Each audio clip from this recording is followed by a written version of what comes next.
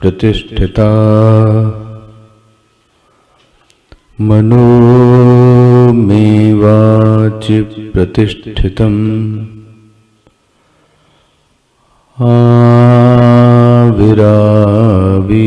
आविराविर्मयधि वेदस्य मवाणिस्थः श्रुतं मे मा प्रहासीः अनेनाधीतेन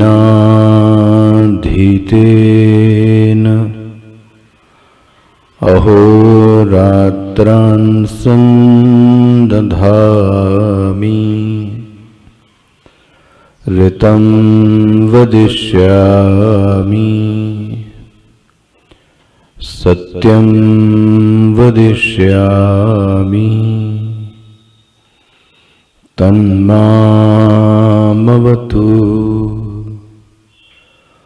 तद्वक्तारमवतु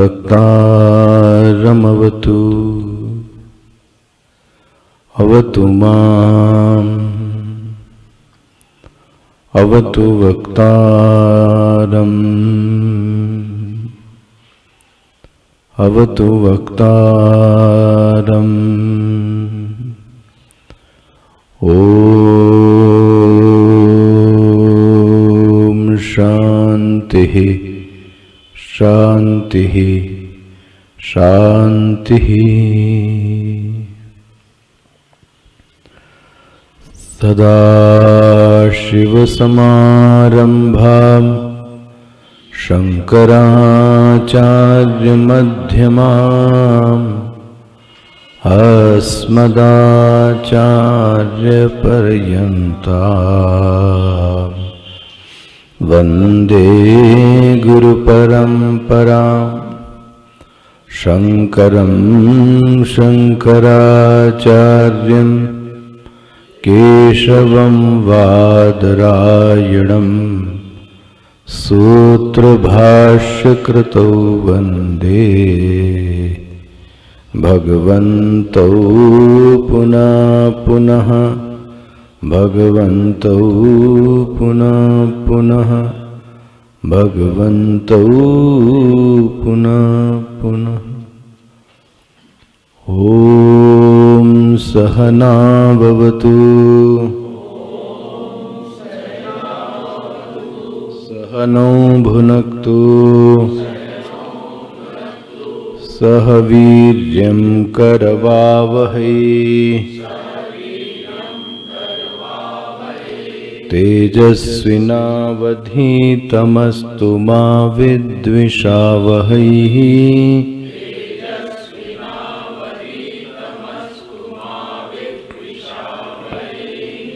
ॐ शान्ति शान्ति शान्तिः।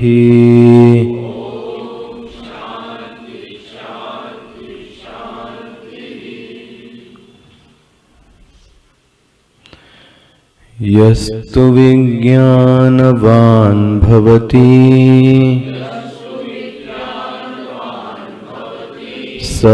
समनस्कः सदा शुचिः तु तत्पदमाप्नोति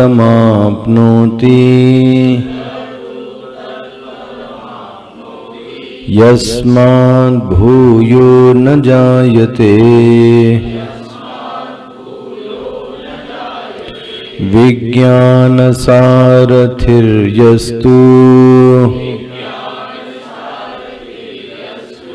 मना प्रग्रहवान् नरः सोऽध्वना परमाप्नोति तद्विष्णोः परमं पदम् तद्विष्णोः परमं पदम् इन्द्रियेभ्यः परायर्था अर्थेभ्यश्च परं मनः मनसस्तु परा बुद्धिः बुद्धेरात्मा महान् परः इन्द्रियेभ्यः परायर्था अर्थेभ्यश्च परं मनः मनसस्तु परा बुद्धिः बुद्धेरात्मा महान् परः महता परमव्यक्तः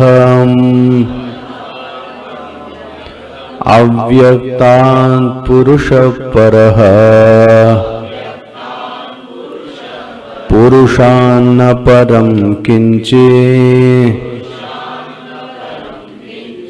सा काष्ठा सा परा गतिः सा काष्ठा सा परा गतिः।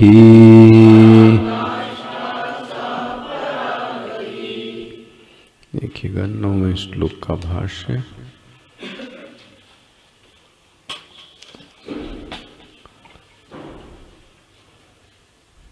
जहाँ नहीं मिलता वो बताइएगा, शायद एक पंक्ति है जो इससे नहीं मिलती।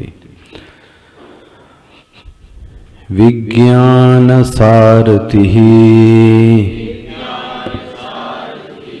यह तो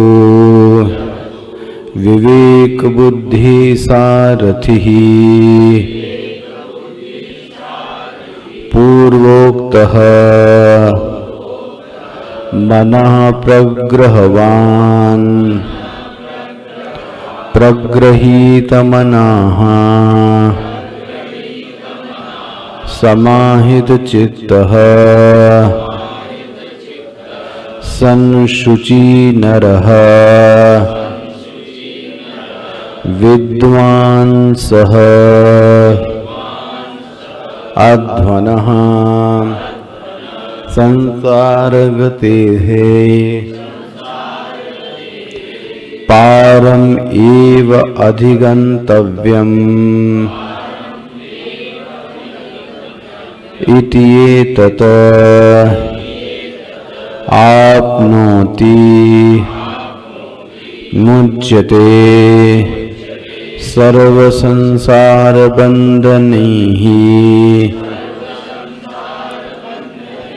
तद्विष्णोः। अच्छा, व्यापनशीलस्य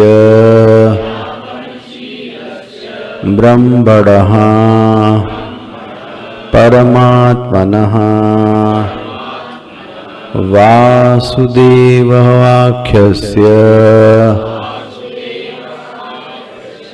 परमं प्रकृष्टम् पदं स्थानं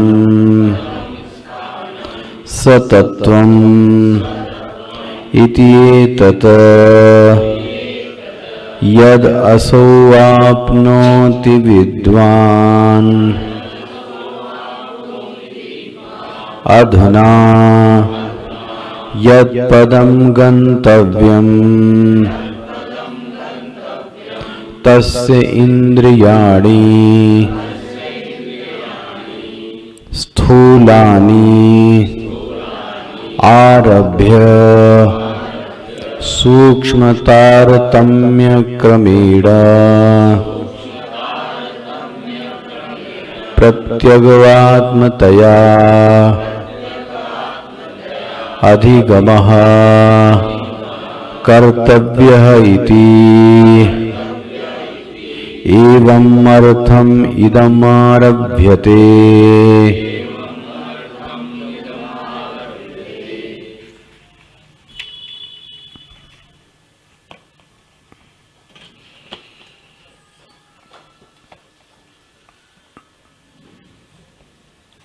तो पूर्व मंत्र में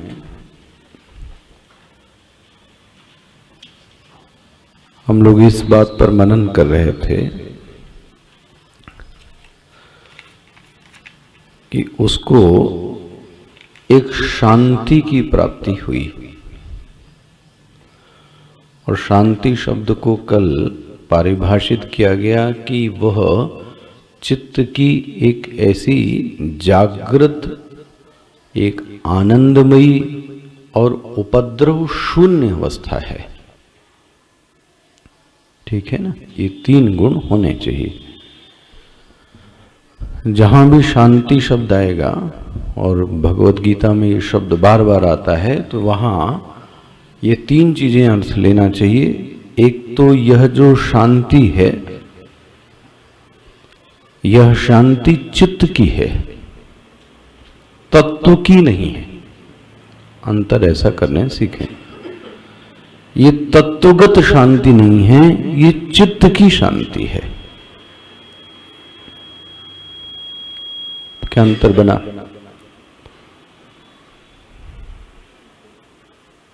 क्या अंतर बनेगा?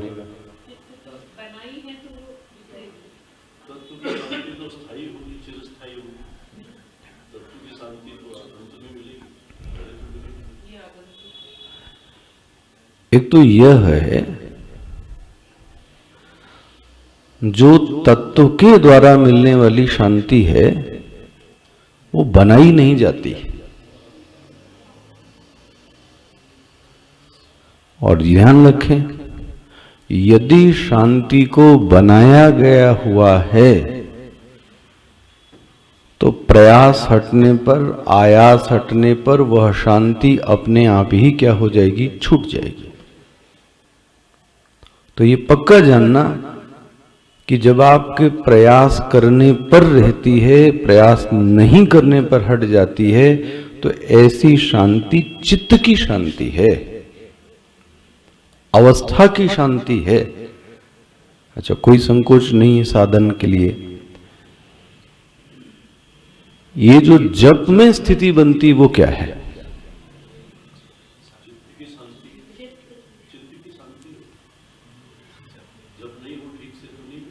अच्छा, एक और चीज अंतर दिखाएं। इस चित्त की शांति में भी स्थूलता और सूक्ष्मता है। चलो इसमें भी एक और जोड़ लो साधना। प्राणायाम से मिलने वाली शांति और जब से मिलने वाली शांति में क्या अंतर होगा? पहली तो ये बात है कि दोनों ही जो शांति है वो चित्त की शांति। स्पष्ट हो गया? दोनों जो शांति हैं वो चित्त की शांति है। दूसरा, और दोनों ही शांति आयास और प्रयास से हैं। दोनों ही शांति आयास से हैं, प्रयास से हैं। मतलब जब मैंने प्राणायाम किया तो मेरा मन शांत हो गया, ये सबका अनुभव में आता है। लेकिन जैसे ही मैंने प्राणायाम छोड़ा तो मेरे, फिर रमण महर्षि का याद कर लो, क्या पंक्ति बोलोगे? जाल पक्षीवत द्रोध साधनम। रमण महर्षि ने जो प्राणायाम की शांति है उसको कैसा संबोधित किया? जैसे कि किसी जाल में किसी पंछी को पकड़ लिया जावे, तो जब जाल में पक्षी फंस जाता है तो थोड़ी देर में पता है वो कैसा हो जाता है, शांत हो जाता है। और आपको लगता है कि ये क्या हो गया, शांत हो गया। लेकिन जैसे ही आपने वो जाल हटाया वैसे ही वो पंछी फड़फड़ा के उठा। चूहा पकड़ो आप, चूहा पकड़ो आप, चूहा को पकड़ने पर थोड़ी देर जब आप पकड़ लो, पहले छटपटाएगा, ध्यान रखना, फिर थोड़ी देर में वो ऐसा नाटक करता है कि मानो कि वो क्या हो गया। लेकिन जैसे ही आपने ढील दी और चूहा वहां से, तद्वत ये मन है।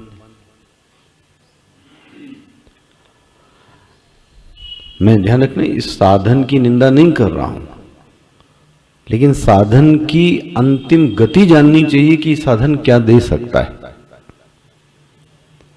मेरे जो जिनसे मेरे चित्त में राग और द्वेष की उपस्थिति बनती है, जिनके कारण मैं रागी हूं, जिनके कारण मैं द्वेषी हूं, चलो, जिनके कारण मेरे चित्त में क्रोध पैदा होता है, क्या प्राणायाम करने के बाद वो क्रोध निकल जाएगा? है ना?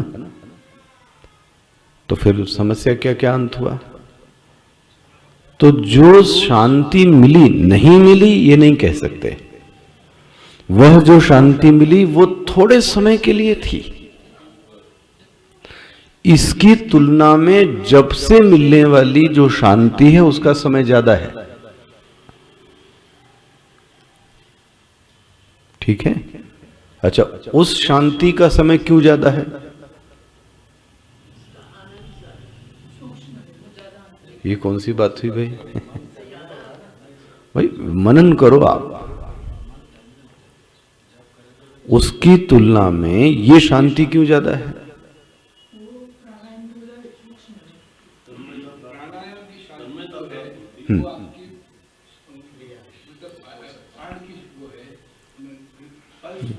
Very good, very good.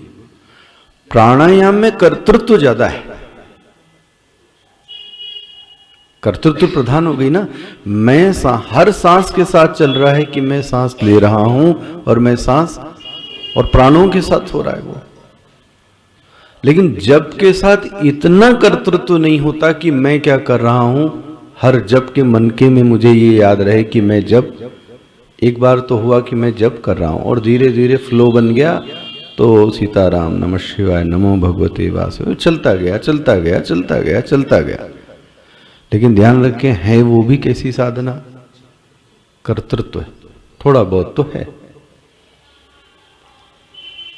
तो मैं ये दिखा रहा था, इसलिए चित्त की शांति समझिएगा। एक तो पहली बात, जो शांति बनाई जाएगी वो शांति टूटेगी। थम्स रूल ये याद रखना है आपको, इससे आपको ठेस नहीं पहुंचेगा कभी। ठेस तब पहुंचती जब हमको पता नहीं होती वो चीजें। अच्छा, इसकी तुलना में जो तत्व की शांति है, हाँ जी, उसको बनाना नहीं पड़ता। जैसे आपने पीछे किसी ने बोला, किसी चीज के करने से वो शांति नहीं आई। पकड़ में आ रहा है क्या कहा जाए? अच्छा, ये बन रहा, ये बीमारी स्वाभाविक है कि स्वास्थ्य स्वाभाविक है? तो बीमारी क्या है फिर? तो किसी निमित्त के कारण आई और निमित्त के चले जाने पर बीमारी। इसका मतलब बीमारी आए और बीमारी जाए, स्वास्थ्य न आता है न तो स्वास्थ्य। इसी तरह से तत्व की शांति न आती है न जाती है, क्योंकि वो पहले से ही है। परम शांति कह लो, जो कह लो, महाशांति कह लो, कोई दिक्कत नहीं, ठीक है। लेकिन अन्य साधनाओं से मिलने वाली जो शांति है वो निमित्त के आने से आती है। अब हम आप निमित्त क्या, आप हवन करो, अच्छा जैसे आपने गायत्री हवन किया आपने उस दिन, तो एक बात तो अच्छी है कि हवन करने के बाद कितना अच्छा फील होता है। वातावरण, बाह्य वातावरण तो होता ही है और आंतरिक वातावरण भी, लेकिन ये भी सच है कि फिर दोपहर में जो समस्या मेरे सामने थी, समस्या वही की, अब क्या करें। पकड़ में आ रहा है? इसका मतलब ये नहीं कहा जा रहा है कि ये साधना नहीं करनी है। इस साधना की अंतिम चीज जान लो कि इससे इतनी ही चीज मिल सकती है, अंतःकरण शुद्ध हो सकता है। तो इसको समेटो अब चिंतन को। तो जो ये शांति है, ये शांति चित्त की शांति है, पहली बात। मेरे ख्याल से सबके स्पष्ट हो गया होगा। दूसरी, लेकिन जो शांति की स्थिति होती है वो आनंददायक स्थिति होती है। साधना में जो भी शांति होगी वो आनंद प्रदान करेगी। मैं बहुत सावधानी से शब्द बोल रहा हूं। साधना में भी चलो और कह लें, चित्त से मिलने वाली शांति आनंद को प्रदान करती है। बोले इसमें क्या सावधानी है? मैं ये बोल रहा हूं कि ये साधना से मिलने वाली शांति। बोले और भी शांति होती है क्या? बोले मरने के बाद में भी शांति होती है। ले सावधानी से इसलिए, अरे शमशान ग्रह में भी तो वहां कोई बात नहीं कर रहा ना भाई, तो वो भी तो शांत है। तो ये शांति चाहिए क्या तुमको? बोले ये वाली शांति नहीं चाहिए। तो फिर कौन सी शांति चाहिए? बोले नहीं, हमको साधना वाली शांति चाहिए। क्यों? साधना वाली शांति आनंददायक स्थिति है, पहली। स्पष्ट हो गया ये? दूसरी, एक शांति पी लेने के बाद में भी है, नशा कर लेने के बाद में भी है। हाँ जी, पूछो आप जरा।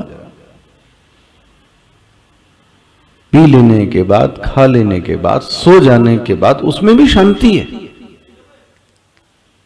लेकिन साधना से मिलने वाली जो शांति है वो चित्त की जागृत अवस्था है। चित्त के सोए रहने का नाम शांति नहीं है। तो दो चीजें मैंने आपके सामने रखी। चित्त कैसा है?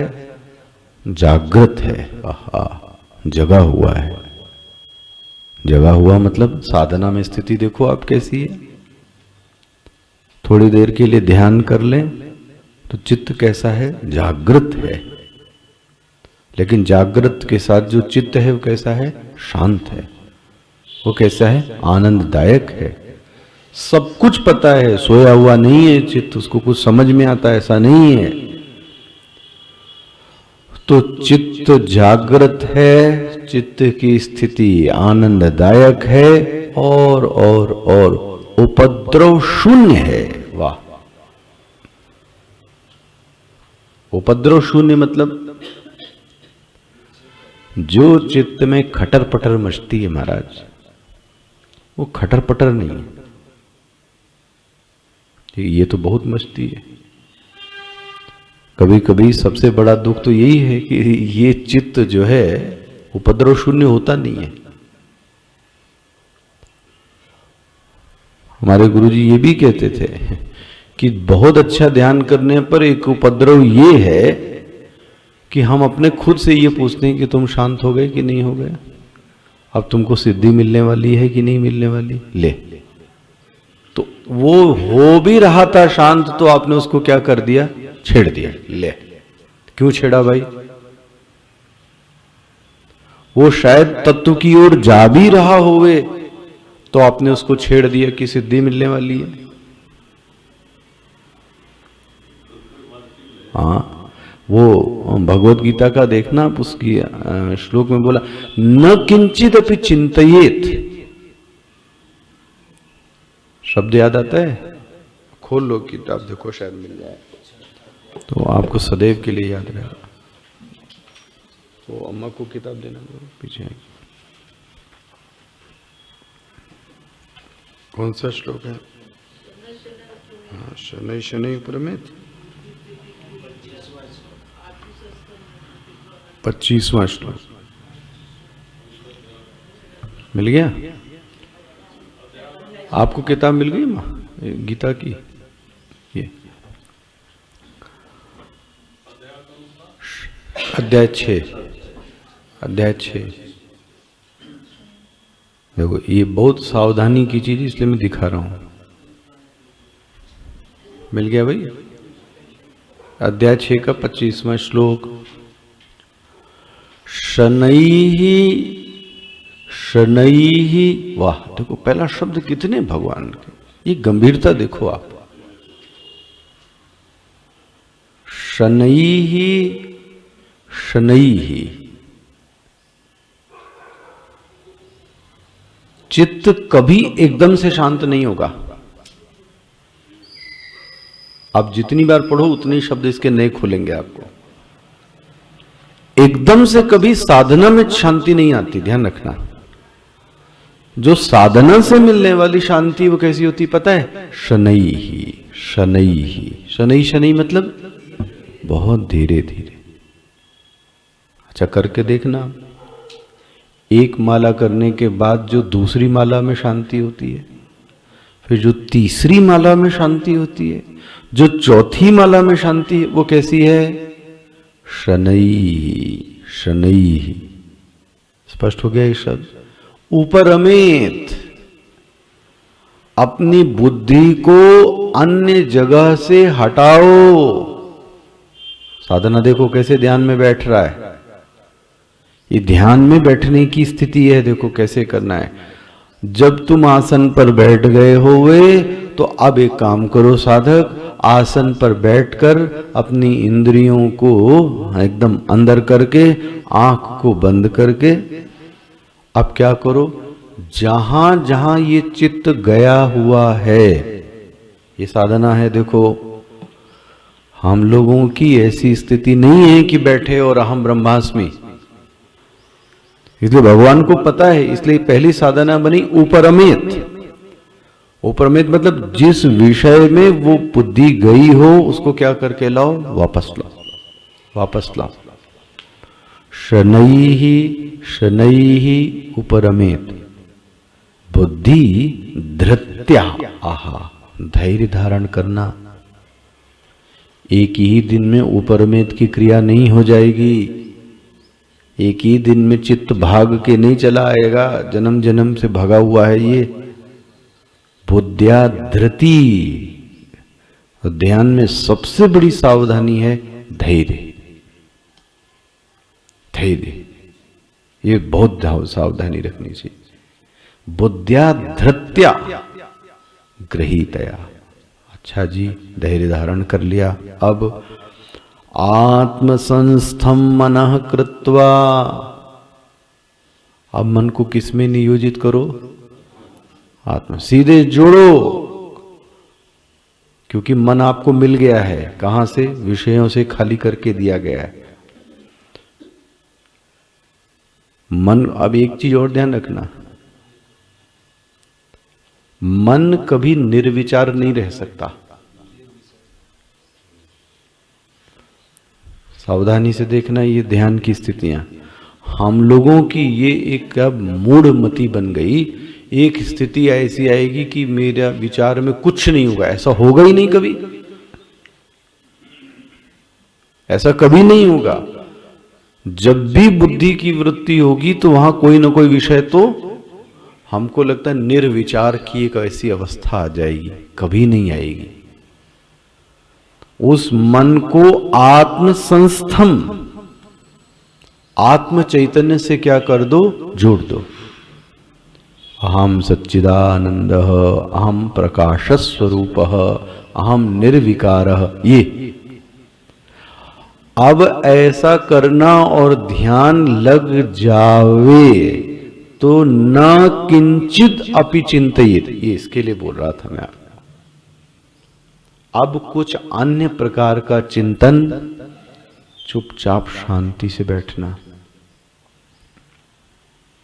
हम लोग उसी समय क्या करते हैं, छेड़ दिया, जरा से शांति मिली नहीं कि हम पहले से ही प्लान करने लगते हैं, अब तो हम सिद्धि प्राप्त करने वाले हैं, अब तो मेरा मन एकदम शांत हो गया, ब्रह्म स्वरूप हो गया। तो उसी समय आप स्लिप हो गए। भगवान पहले एडवाइस देते, न किंचित अपि, कुछ भी मत सोचना, जो हो रहा है उसको होने दो, जो घटना घटित हो रही है उसको घटित होने दो, न किंचित अपि चिंतित। बन गया? फिर से आ जाना। चित्त की आनंदमयी मिल गई जागृत अवस्था, उपद्रव शून्य, ये कितनी अच्छी चीज है। देखो, बैठे चित्त और हमारा जो उपद्रव न होवे, आहा, बड़ा धन्य है सब जीवन। इसलिए मैं कह रहा था कि चित्त की शांति का परिस्थिति से घनघोर लेना देना है।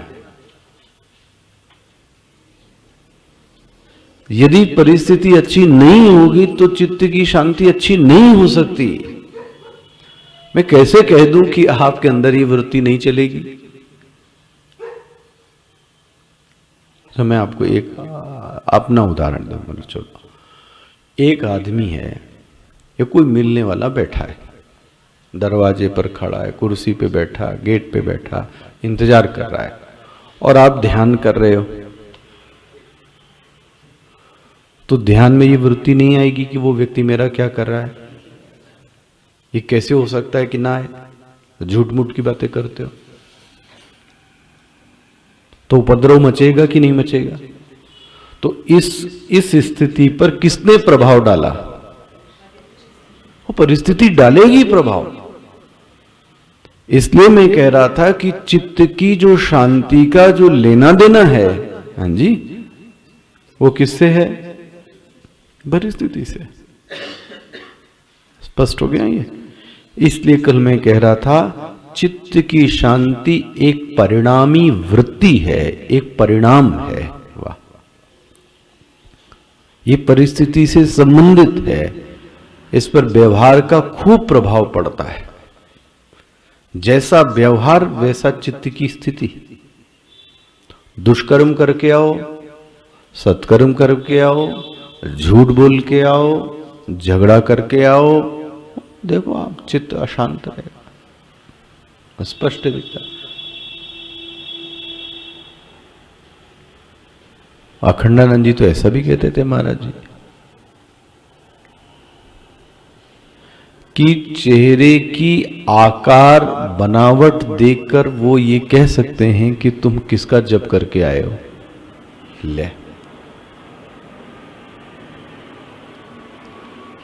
भाई, वो तो कुछ तांत्रिक भी एक दो पंडित जी मिल जाते हैं, वो ये भी बता सकते हैं कि आपको किस मंत्र का जप करते हो। वो लोग भी बता देते। तो महाराज अखंडानंद जी तो खैर बहुत ही बड़े बात, उनको कहां से पता लग गया? कुछ तो है। शरीर मन में चल रही जो आकृतियां हैं, जो वृत्तियां हैं, वो दूसरा वाला व्यक्ति पकड़ लेता है। आपको लगता है कुछ नहीं, वो नहीं बोलता, ये उसका बड़प्पन है। भगवान की कृपा से मिला हूं एक दो ऐसे दो तीन लोगों से, वो जान लेते महाराज। यहां तक कि आपके इष्ट को भी बता सकते हैं। आप क्या करोगे? बोले ये क्या हुआ, ये कैसे हुआ? बोले ये हुआ ये कि शरीर के जो अंदर की जो मन की वृत्तियां हैं ना, उसकी शांति का लेवल बता देता है कि आपका चित्त कैसा है। आप ध्यान से उठे हैं कि परेशान होके उठे हैं। अच्छा, आप देखो ना, आप पता नहीं आपका ध्यान इतना साइकोलॉजी, जब आप प्रतिदिन सो के उठते हैं प्रतिदिन और उसके बाद बेसिन पे जाते हैं, तो आप अपने चेहरे की आकृति को देखते हैं कभी? हाँ? गोरा काला नहीं महाराज गोरा काला नहीं, वो तो कुछ होता ही नहीं, तो जो हो गया भगवान ने दे दिया सो दे दिया मैं आपसे पक्का कह सकता हूं, दावे से कह सकता हूं कि आपकी चल रही रात भर की वृत्ति, मानसिक स्थिति को वो जो आईना है वो तुरंत बता देता है। अब इतना ज्यादा मत पूछना आप इसके बाद, लेकिन हाँ, आपकी चेहरे की शांति, आपकी आंखों की शांति वो स्पष्ट आईने में दिखती है कि ये व्यक्ति अंदर से कैसा है, शांत। कैसे आया? आपकी नींद, आप में चल रही वृत्ति, नींद भी तो आपके प्रभाव चलने वाली वृत्ति का है। एक व्यक्ति सो के उठता है, उसको देखने से पता ही नहीं लगता कि ये सो के उठा है, वैसे ही लगता है। एक व्यक्ति एकदम शांत दिखता है, उसकी वाणी बदल जाती है। बोले वाणी? हाँ, यस, सोने के बाद वाणी बदलती है। यदि अच्छी नींद हुई हो तो आंखों की रोशनी बदलती है, आपकी चेहरे की बनावट बदलती। ये साधना शास्त्र है, आपसे बताऊं। ये किसका प्रभाव है? ये मन में चल रही वृत्तियों का प्रभाव है। किस प्रकार की वृत्तियां मन में चल रही हैं, बना? तो चित्त की शांति बनाई हुई शांति है, साधना की शांति है, इस पे परिस्थिति का प्रभाव पड़ता है। बन गया? अच्छा, अब एक साधक ये कहता है कि मुझे वो परम शांति चाहिए। अब ले भैया, मैं तो चंद्र खिलौना ले हूं, ये वाला खिलौना नहीं चाहिए, ऊब गया हूं इस खिलौने से। मुझे, जिसको आप गोलान जी कह, जिसको कह रहे थे परम शांति, और उस परम शांति के लिए देखो क्या शब्द बोला था, सतु तत्पदम आपनोति यस्मात् भूयो न जायते। ओहो, ऐसी शांति जिसको प्राप्त कर लेने के बाद अब दोबारा जन्म नहीं लेना पड़ता। ओहो, यस्मात् भूयो न जायते। पकड़ में आ रही पीछे मंत्र, इसकी संगति देखो आप। ऐसी भी बोले कुछ होता है, देखना ये शब्द, इसके न जायते से यही आगे के श्लोक कनेक्ट होते हैं। ये सब जिसको प्राप्त कर लेने के बाद यस्मात् भूयः न जायते, अब दोबारा जन्म प्राप्त नहीं होता है, ऐसा कुछ है क्या? बोले ऐसी कोई शांति है जिसको प्राप्त कर लेने के बाद, हाँ, वो शांति मुझसे अलग नहीं होती, मुझे कुछ करना नहीं पड़ता। परिस्थिति विपरीत आ जाने के बावजूद, ओहो, परिस्थिति तो विपरीत आएगी ना। ये मत कह देना कि ज्ञान प्राप्त कर लेने के बाद विपरीत परिस्थिति, ये कभी मत कहना।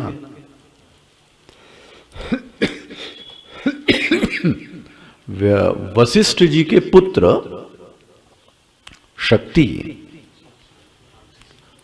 शक्ति को मार दिया। वशिष्ठ जी ब्रह्मज्ञानी हैं, योग वशिष्ठ आप ग्रंथ जो देखे, वशिष्ठ जी जैसा ब्रह्मज्ञानी व्यक्ति आत्महत्या करने के लिए चलता है। पढ़िएगा कभी, आत्महत्या करने चलता है। क्यों भाई? आप तो ब्रह्मज्ञानी हो। बोले परिस्थिति का प्रभाव पड़ता है, ज्ञान होने के बावजूद पड़ता है, लेकिन थोड़े समय के लिए ये बादल आया, और उनको फिर से अपनी जो बनाई हुई स्थिति पहले से थी उस स्थिति में फिर से वो क्या हो गए? भगवान शंकराचार्य, अच्छा चलो आज तो यही है, हाँ, विवेकानंद जयंती। स्वामी विवेकानंद ने जब अपने गुरु को ऐसा पाया, मृत्यु और ये, तो बोलते हैं खूब रोए। क्यों नहीं रोएगा आदमी? लेकिन हां, धीरे से अपनी पुनः स्थिति में क्या हो गए? प्राप्त हो गए। अब आप बोलो कि वो रुदन ही न करे, वो मोही न बनाए, तो ध्यान रख लेना फिर वो सही गुरु, आपका शिष्य, पड़ोसी रोएंगे क्या? जिसका व्यक्ति जाएगा वो तो रोएगा ही। आप उससे बोलोगे रो ही नहीं, ये कहां का ज्ञान है भाई? मैं तो कभी ऐसा ज्ञान नहीं दे सकता कि मत रो। अरे क्यों नहीं रोएगा भाई? मां का पुत्र जाएगा तो रोएगा, पुत्र की मां जाएगी तो रोएगा, पति की पत्नी जाएगी तो रोएगा, माता पिता, क्यों नहीं रोएगा भाई? लेकिन हां, थोड़े समय के बाद वो अपनी पुनः स्थिति में क्या हो गया? स्थित हो गया। यस्मिन् स्थितो न दुखेन गुरुणापि विचाल्यते। अब वो साधक कहता है, गुरु महाराज मुझे ऐसी परम शांति बताओ, वो मुझे परम पद बताओ जिसमें जाने के बाद मुझसे जीवन में अब ये शांति कभी जाए नहीं। आहा, ये जिज्ञासा तो प्राप्त हुई। हमारे मन में तो ये जिज्ञासा ही नहीं है अभी। जैसे आप कह रही थी तो कल मैंने कुछ बोला नहीं, बोले हमको मोक्ष ना मिले तो चलेगा। अरे तो मानो कि मोक्ष टॉफी और बिस्कुट हो गया कि आपको मिल रहा है और आपको नहीं मिल ही कहां रहा है मोक्ष। आपको विकल्प किसने दिया कि आपको मिलेगा और आप मत लो? वो मिल ही कहां रहा है? इतना आसान है क्या मोक्ष मिलना? मोक्ष मतलब जो वेदांत का मोक्ष है उसकी बात कर रहा हूं मैं। ना ना ना, अभी तो बहुत सारे जन्म लेने पड़ेंगे मोक्ष, क्योंकि जिज्ञासा ही जागृत नहीं है ना मोक्ष के प्रति। कभी कभी जिज्ञासा तो इन लोगों के मन में कभी लगी, ध्रुव के मन में लगी, कभी कभी लगन लग गई प्रहलाद के मन में कि ये चीज मुझे प्राप्त, वो तो कुछ लगती है। सब कुछ छोड़ छाड़ के तुरंत भाग जाना और उस पद में अपने मन को लीन, भले ही भगवान में किया, वो प्रारब्ध था जो उनको ले आए है। भगवान बोलते हैं हां। यमराज कहते हैं, कठोपनिषद के गुरु, हां नचिकेता, एक ऐसा पद है और उस पद से बड़ा कोई पद नहीं है। वाह! ये कठोपनिषद में, उपनिषद में विष्णु शब्द मिलता है, इसलिए बहुत ध्यान से देखिएगा। और ये वैष्णवों के लिए बहुत बड़ा मंत्र है। कभी कभी वैष्णव संप्रदाय शैव संप्रदाय से अपने को अलग मानता है। हम तो वैष्णव हैं, हम तो शैव का मत नहीं मानेंगे। उपनिषद सन्यासी पढ़ाने वाला यमराज जैसा व्यक्ति बोलता है, तद विष्णोः परमम पदम। सी, कौन मूर्ख कहता है कि विष्णु का नाम वेद में नहीं आया? देख लो आप, विष्णु शब्द देख लो आप, मिल गया। नौवां मंत्र है, मिल गया सबको ना। अरे नचिकेता, एक पद होता है जिसको प्राप्त कर लेने के बाद अब कुछ कहीं न आना है, न कहीं जाना है। अमर वह दिशवा जहां न क्षत्रिय न शूद्र न वैश्यवा। अब आने और जाने की जरूरत नहीं है वहां से। ओहो, कौन सा पद है? तद विष्णो हो, अगला मंत्र, परमम पदम। ऐसे पद को विष्णु पद कहते हैं। वाह! इसको प्राप्त किया जा सकता है भगवान? बोले जरूर किया जा सकता है। कैसे प्राप्त किया जा सकता है? बोले सुनो, मैं तुमको अभी तक बता ही रहा था, ध्यान से सुने। विज्ञान सारथी, भाष्य देखते जाइएगा शंकराचार्य जी का। विज्ञान सारथी यह तू, अपना पुराना रथ याद कर लो, रथ याद करो अपना। घोड़े कौन है? याद आ गया? घोड़े कौन है? इंद्रियां। लगाम कौन है? मन। सारथी कौन है? लेकिन ये सब तामझाम किसके लिए? हाँ, आपके लिए। रथी मतलब हम। फिर से ये सब मेरे लिए ही तो है, इस अहम के लिए ही तो है। कौन सा हम? सोपाधिक अहम। कौन सा हम? कर्म फल के भोक्ता, जो कर्म का फल भोगना चाहता है, वो कौन है? बोले वो मैं हूं महाराज। अतृप्त आत्मा कौन है? बोले मैं हूं। जानने की जिज्ञासा किसमें है? बोले मुझ में है। अतृप्ति का भाव किसमें है? बोले मुझ में है। तुम में है तो तुम्हारे लिए रथ बता रहा हूं, ये ध्यान रखना। जिसके मन में ऐसी बातें हैं, भगवान उसके लिए ही तो रथ की कल्पना बता रहे हैं। हे ऋतपम, हे सोपाधिक अहम, हे कर्मफल भोक्ता अहम, तुम्हारे पास एक रथ दिया है मैंने। अच्छा, सावधानी से देखना एक एक शब्द। किस कर्म के फल के भोक्ता के पास ये रथ नहीं है? आपके पास घोड़े हैं कि नहीं है? बोलो ना, है ना घोड़े? इंद्रियां हैं आपके पास? मन नाम की चीज है कि नहीं है? बोले अरे बहुत अच्छे से। शरीर नाम की चीज है कि नहीं है? और बुद्धि नाम की, तो पूरा रथ लेके तो बैठे हो आप। अब प्रश्न है, इस रथ को चलाना नहीं आता। मोक्ष गमनाय, संसार गमनाय। हम इधर की ओर चले जा रहे हैं, जाना इस साइड है। बन गया? भगवान बोलते हैं रथ तो तुम्हारे पास है, लेकिन कैसा? ध्यान रखो, ये विज्ञान सारथी यह तू, ध्यान रखना। जिसके पास, किसके पास? किसके पास? रथी के पास। रथी के पास मतलब मेरे पास। जिसके पास सारथी विज्ञानवान है, पहला मिल रहा है। जिसके पास सारथी विज्ञानवान है,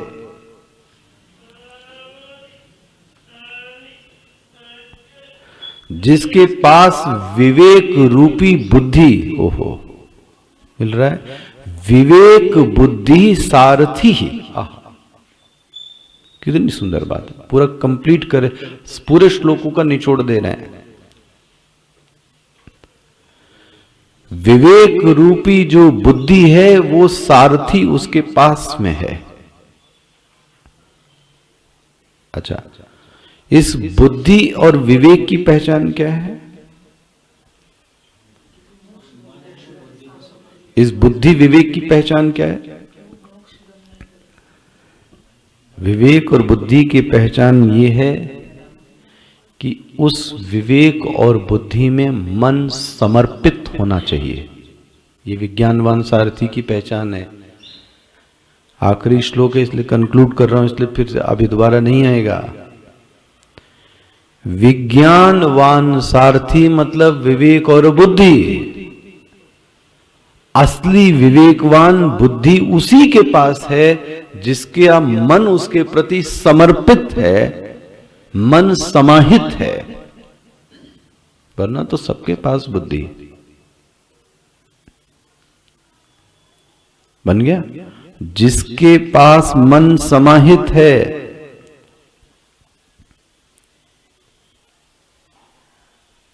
ये बुद्धि और विवेक की पहचान है, ये याद रख लेना। जिसने मन को सही रास्ता दिखाया है वो बुद्धि है। इसलिए मैं बार बार आपसे कह रहा था इतने दिन से, मन को गलत रास्ता दिखाने वाली भी बुद्धि होती है। इसलिए मन को दोष मत दो, उस बुद्धि को दोष दो। बोले क्या बात करते हैं, मन ही तो सबसे दुष्ट है। मैं आपको दिखा रहा हूं मन कहां दुष्ट है। दो नवयुवकों से मिले, क्या इच्छा है तुम्हारी? बोले धनवान बनना है, यशवान बनना है। वो सुंदर है, खूब धनी बनो, गरीबी होना भी नहीं चाहिए। कैसे बनोगे? तो एक कहता है कि मैं छल करूंगा, कपट करूंगा, धोखा करूंगा, मारूंगा, पीटूंगा, सबका छीनूंगा, ओह लेकिन धनी बनूंगा। एक कहता है नहीं, मैं रात दिन जगूंगा, मेहनत करूंगा, बलिदान करूंगा, लेकिन मैं धनी। अब ये दोनों की क्या है? ये बुद्धि है। अब जब ऐसी बुद्धि होगी तो फिर मन कैसा होगा? तो आप बताओ, दोष मन का है कि दोष बुद्धि का है? इसलिए महाराज जी विनोद में कहते थे, मन की बात मानोगे, मन की बात मानोगे तो मन मानी है, और बुद्धि की बात मानोगे, देखो स्पष्ट हो रहा है।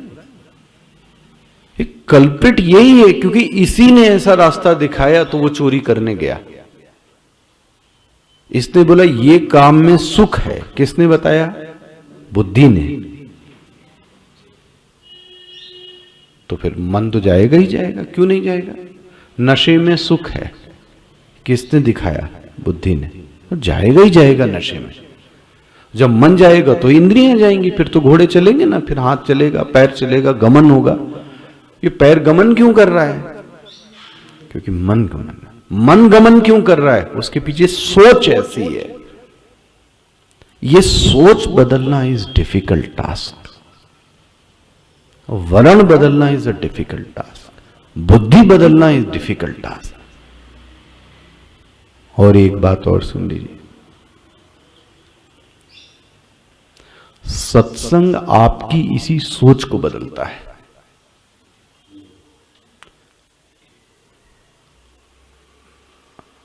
पकड़ में आ रहा है? अच्छा, अम्मा का बालक था, उषा गुप्ता अम्मा का एक बढ़िया बालक है, जिज्ञासु बालक था, व्यास उसका नाम। तो व्यास का अम्मा प्रश्न यही था ना, उषा अम्मा के बालक का प्रश्न था कि ये जो हम लोग पढ़ते हैं कुछ करते हुए दिखाई तो देते नहीं है। वेदांत के साधक तो ऐसे भी कुछ नहीं करते और निठल्ले हो जाते हैं। कोई साधना करते हुए नहीं दिखाई देते ज्यादा। भाई अन्य जगह जाओ तो दे परिक्रमा, दे मंदिर और राम राम राम चिल्लाओ, फिर उपवास करो, फिर वो खूब सारी प्रक्रियाएं होती हैं अध्यात्म में। यहां तो जो सीख के जाता है तो बोले कुछ करता है ही नहीं। हो सकता है व्यवहार भी उसका वैसा न दिखे, ये भी संभव है। क्योंकि वेदांत आपकी बुद्धि को बदलने की कोशिश करता है, और बुद्धि में बदलाव सबको दिखता आसान है। जो बुद्धि बदल रही है, न जाने कितने जन्मों की क्या क्या चीजें मकड़ जाल लगे, और एक बार ये बदल जाएगी तो गाड़ी कैसी दौड़ेगी? सरपट दौड़ेगी। फिर तो विजन तो ठीक होवे। वेदांत तो क्या कार्य कर रहा है? विजन को बदलने का कार्य कर रहा है। विजन को बदलना एक्शन नहीं है, ये क्रिया नहीं है जो दिख जाए कि चंदन बड़ा हो गया, चंदन छोटा हो गया, उपवास 10 दिन का हो गया, उपवास 4 दिन का हो गया। ये इसमें बिलीव नहीं है। बात यह है कि आपके जीवन की जो सोचने की दिशा है वो कैसी है, चीजों को समझने की जो कला है आपके पास वो कैसी है, वो कौन देगा? और वो दिखाई देता नहीं है। वो कहां रहता है? वो दिमाग में रहता है। बन गया? विवेक और बुद्धि की पहचान क्या? जो मन को सही रास्ता दिखाए, देखो जी,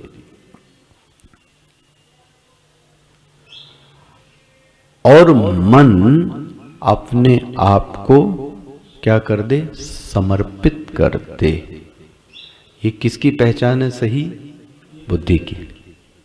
ये बुद्धि की पहचान है, मन की नहीं। ये बुद्धि का कार्य है कि वो मन को क्या करे, समाहित करे, समर्पित करवाए। You are leader. ये आपका कर्तव्य है कि आपके अधीनस्थ जो व्यक्ति होवे वो ऐसा होवे। भाई देखो, आप गेट से एंट्री करें, गेट से, और गार्ड या कोई कर्मचारी आपको हरिओम या आपको ना करे, तो दोष किसका है? दोष मेरा होगा ना, कि हमने उसको ठीक ढंग से तैयार। सच में दोष मेरा आना चाहिए कि आपने उनको ऐसा ट्रेंड क्यों नहीं किया। या कोई चोर चमार तो नहीं आ रहा है, वो आदमी जिज्ञासु ही आ रहा है, पढ़ा लिखा ही आदमी आ रहा है, तो तुमको किसने कहा ऐसी बदतमीजी से बात करने? तो घर वाले की जिम्मेदारी होगी ना कि उसने क्यों नहीं किया ऐसा। और अगर मन दुष्ट है, चंचल है, तो बुद्धि की जिम्मेदारी थी कि आपने इसको कंट्रोल क्यों नहीं किया। पहला प्रश्न, सो कॉल नोटिस, आपके प्रति इसके मन में विश्वास और प्रेम की भावना जागृत क्यों नहीं हुई? स्वामी जी तो इसमें ऐसा कहते थे कि उन्होंने किसी घोड़े वाले से कोई बात की होगी। एक ग्वालियर में थे हमारे, उनके पास थे 8-10 घोड़े थे। वो भी ये बात कहते थे कि महाराज जी, घोड़ा, यदि घोड़े को ये पता लग जाए कि उसके ऊपर चढ़ने वाला जो व्यक्ति है, लगाम लगाने वाला व्यक्ति, सारथी, कि वो उसको कभी खतरे में नहीं डालेगा, यदि ये किसको एहसास हो जाए, तो आप जहां से चाहो वहां से कुदा दो घोड़ा। यदि ये घोड़े को क्या हो जाए, मेरा जो मालिक है वो मुझे कभी ट्रबल में नहीं डालेगा, कभी गलत जगह नहीं ले जाएगा, मुझे भूखा नहीं रखेगा, मुझे मारेगा नहीं, तो घोड़ा आपके लिए क्या। लेकिन अगर उसको ये पता लग गया कि ये मेरे साथ कहीं भी लेके जा रहा है, भूखा रख रहा है, तड़पा रहा है, तो महाराज फिर वो आपको गिरा के ही रहेगा एक न एक दिन। कौन? देखो, नए नवले हम लोग घोड़े पे बैठे तो गिरा देगा कि नहीं गिरा देगा घोड़ा? क्योंकि उसको पता है कि ये नया है, ये कुछ भी कर सकता है। घोड़े को जब ये पता है, आप सोचो, अरे सोचो आप, हंसी आती है कभी। घोड़े को ये बात पता है, तो हमारी इंद्रिय और मन को नहीं पता होगी कि आपका सारथी कैसा है? जरूर पता होना चाहिए।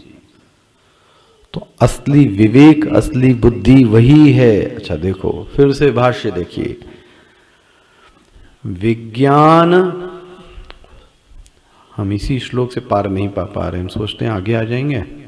विज्ञान सारथी यह तू, यह विवेक बुद्धि सारथी। देखो जी, जिसकी सारथी कौन हो? विज्ञानवान, विवेक और बुद्धि हो। और भाष्यकार कहते हैं अब नहीं बताऊंगा, पूर्वोक्तः, बोले बहुत बता चुका है इस श्लोक के बारे में। किसके बात में? विज्ञानवान सारथी के बारे में पूर्वोक्तः, बोले मैं बता चुका हूं। आप क्या बोलते हैं? मनः प्रग्रहवान प्रग्रहीत मनाः समाहित चित्तः। वाह, देखो जी, मन कैसा होवे, लगाम कैसी है? समाहित। किसमें समाहित होवे? बुद्धि में समाहित होवे। और एक चीज और देख लो, आखिरी चीज, भगवान भाष्यकार कहते हैं पवित्र कौन है? पवित्र मन का लक्षण क्या है? देखो, ये है वेदांत। देखो, आप अंडरलाइन कर लीजिएगा।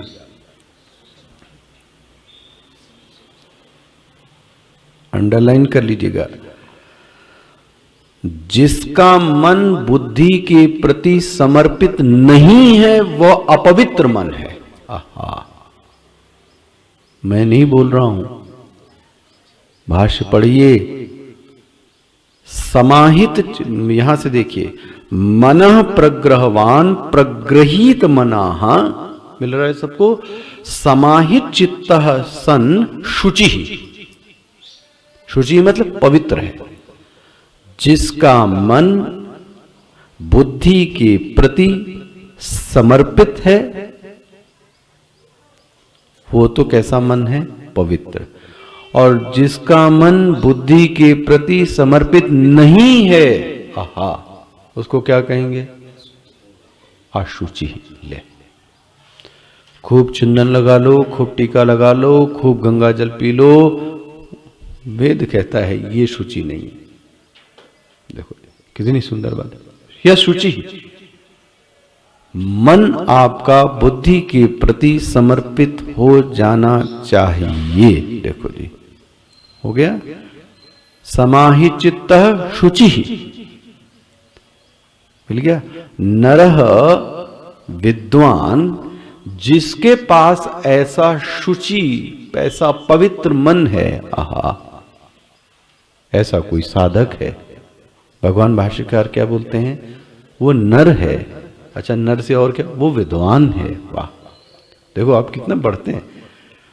पहले तो बोला जिसके पास ऐसा पवित्र मन है उसको क्या बोलते हैं? नर। उसके बाद उसको क्या बोलते हैं? क्या बोला? विद्वान।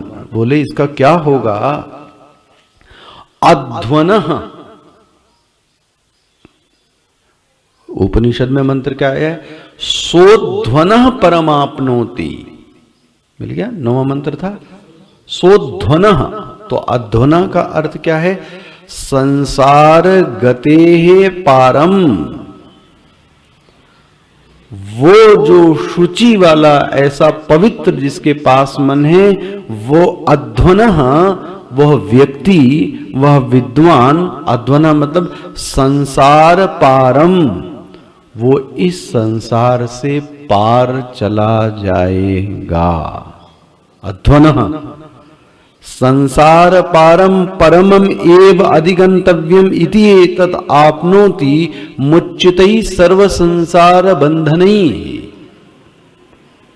ऐसा व्यक्ति इस संसार के बंधन से, इस संसार के पार चला जाएगा। कौन? कौन?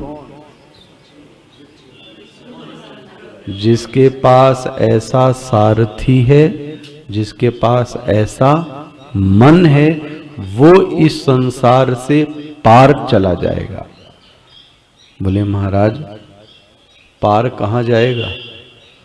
उस संसार के पार है क्या? ये अच्छा प्रश्न है। इस संसार के पार है क्या? बोले अभी उस छोर पे नहीं पहुंचे हो तुम। उस छोर पर क्या है? तद विष्णोः परमम पदम।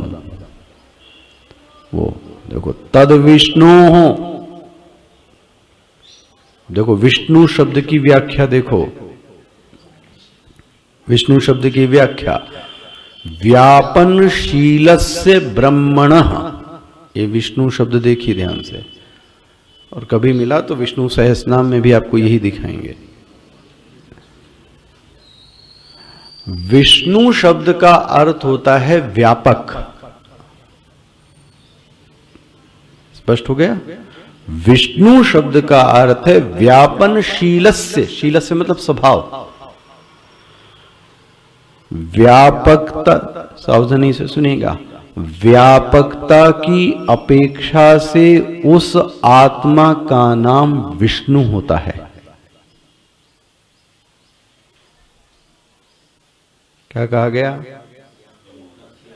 व्यापकता की अपेक्षा से उसी ब्रह्म का नाम विष्णु है वो कौन? ब्रह्म। लेकिन उसका नाम क्या पड़ गया? विष्णु। क्यों पड़ गया विष्णु? व्यापकता। हम जो भी कह लें, इस शब्द को ही पकड़ो ना, व्यापकता शब्द। व्यापक मतलब हाँ, देश काल वस्तु परिच्छेद शून्य। ये व्यापकता नहीं है।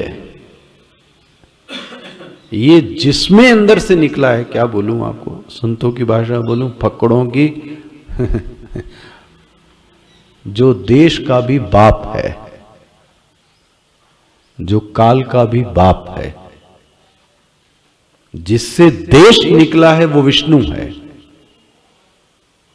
जिससे काल निकला है वो विष्णु। विष्णु में काल नहीं है, देखना। अरे काल नाम की चीज पैदा ही जिससे हुई, उसका नाम विष्णु है। ये जो देश की बात कर रहे हैं, इतना उतना, अरे ये जिससे पैदा हुआ उसका नाम विष्णु है। वो विष्णु भगवान है। बन गया। व्यापकता की अपेक्षा से उसी ब्रह्म का नाम विष्णु है। मिल गया। इसीलिए भगवान भाष्यकार कहते हैं तद विष्णु व्यापनशीलस्य ब्रह्मणः परमात्मना वासुदेवाख्यस्य। उसका एक और नाम देते हैं वासुदेव। वासुदेव का भी अर्थ होता है वासयति सर्वान्।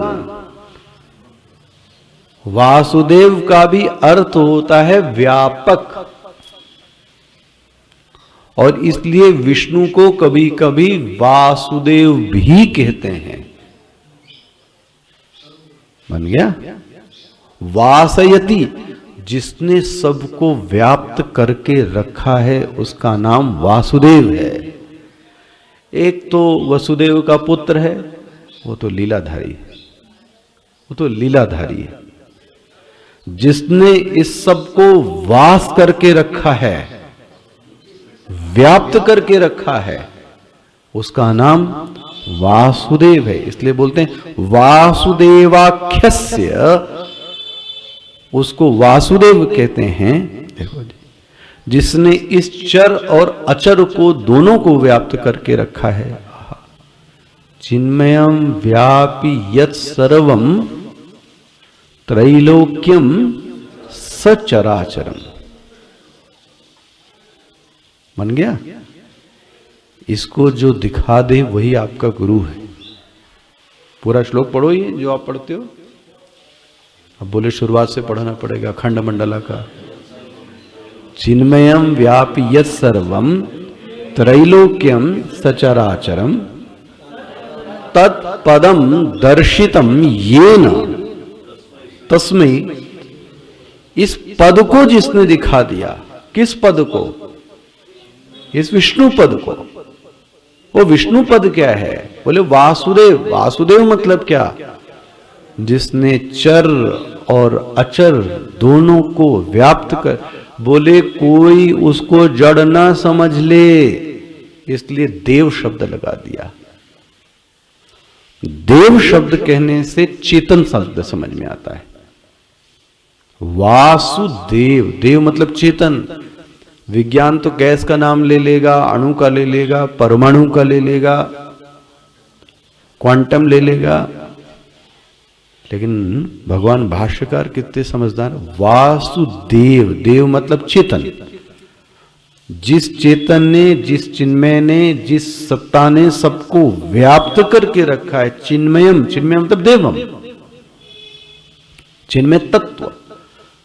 चिन्मयम व्यापी यत् सर्वम त्रैलोक्यम सचरम अचरम।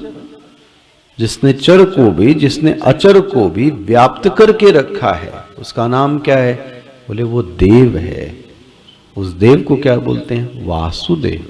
उसको क्या बोलते हैं? विष्णु। मिल गया। तद विष्णु व्यापनशीलस्य ब्रह्मणः परमात्मनः वासुदेवाख्यस्य परम प्रकृष्टम पदम स्थानम। इससे बड़ा कोई पद नहीं हो सकता, इससे प्रकृष्ट कोई पद नहीं हो सकता। वो तुमको प्राप्त हो जाएगा। देखो जी, जब ये पद प्राप्त हो जाएगा, भूयोपि न जायते, पिछला मंत्र आपने पढ़ा था। इस विष्णु पद की प्राप्ति कर ली तो तुम्हारा अब दोबारा जन्म भूयो। वो कौन सी चीज है?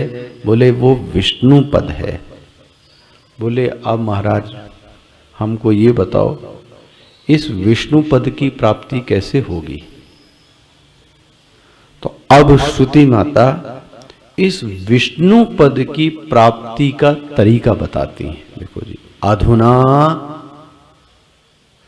यत् पदम गंतव्यम, मिल रहा है भाष्य आपको। अधुना यत् पदम गंतव्यम, जिस पद मतलब दो चीजें हैं। जिससे चला जाता है उसको भी क्या बोलते हैं, पद। और जहां पहुंचा जाता है उसको भी क्या बोलते हैं। तो विष्णु क्या हो गया, पद मतलब जहां पहुंचा जाए, उस पद तक वो पहुंच गए, क्या उस पद तक वो पहुंच गए, तो वो बोलते हैं अधुना यत् पदम गंतव्यम। अब जिस पद की ओर जाना है उसके लिए विचार प्रारंभ करते हैं। कैसे, स्थूलता और सूक्ष्मता। ये इसलिए मैं कह रहा हूं 10वें श्लोक और 11वां और 12वां श्लोक वेदांत की दृष्टि से महत्वपूर्ण श्लोक है, और ध्यान और साधना के लिए हमको भी जब पढ़ाया था तब लिखवाया, ये बड़ा इंपॉर्टेंट। जो लोग हिरण्यगर्भ महत्तत्व, ये कई बार शब्द आता है ना, हिरण्यगर्भ महत्व, ये सब इसमें आएगा। तो इन दो श्लोकों को सावधानी से देखिएगा। चलिए, कौन सा अध्याय है, 7वां अध्याय। ओम श्री परमात्मने नमः। अथ सप्तमोऽध्यायः। श्री भगवानुवाच मय्यास